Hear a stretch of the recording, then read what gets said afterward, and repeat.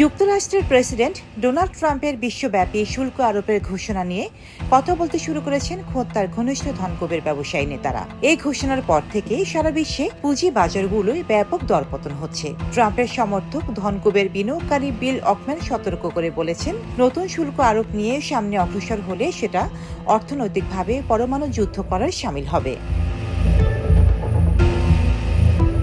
সামাজিক যোগাযোগ মাধ্যম এক্সে এক পোস্টে অকম্যান বলেন, যদি নতুন শুল্ক কার্যকর হয় তবে বাণিজ্যিক বিনিয়োগ ক্রমশ গতি হারাবে এবং ক্রেতারা অর্থ ব্যয় বন্ধ করে দিবেন।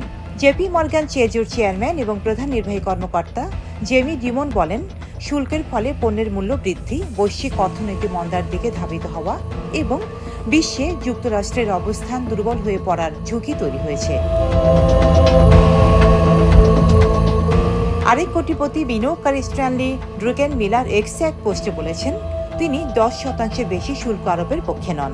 ফিশার ইনভেস্টমেন্টের প্রতিষ্ঠাতা এবং নির্বাহী চেয়ারম্যান ধনকুবের কেন ফিশার এক্সে এক পোস্টে বলেছেন, ট্রাম্প যে ঘোষণা দিয়েছেন সেটা বোকামি, ভুল, চরম অধ্যত্ব, ব্যবসায়িক অভিজ্ঞতাকে অবজ্ঞা করা এবং সমস্যাই নয় এমন একটি বিষয়কে ভুল যন্ত্র দিয়ে সমাধানের চেষ্টা করা।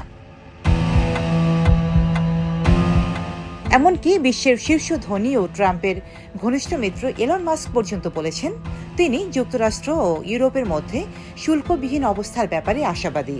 অনলাইনে ইতালির উপপ্রধানমন্ত্রী মাত্তেও সালভিনির সঙ্গে এক সাক্ষাৎকারে মাস্ক আরও বলেন, ইউরোপ ও উত্তর আমেরিকার মধ্যে একটি কার্যকর মুক্ত বাণিজ্য অঞ্চল তৈরি হোক, সেটা দেখতে চান তিনি।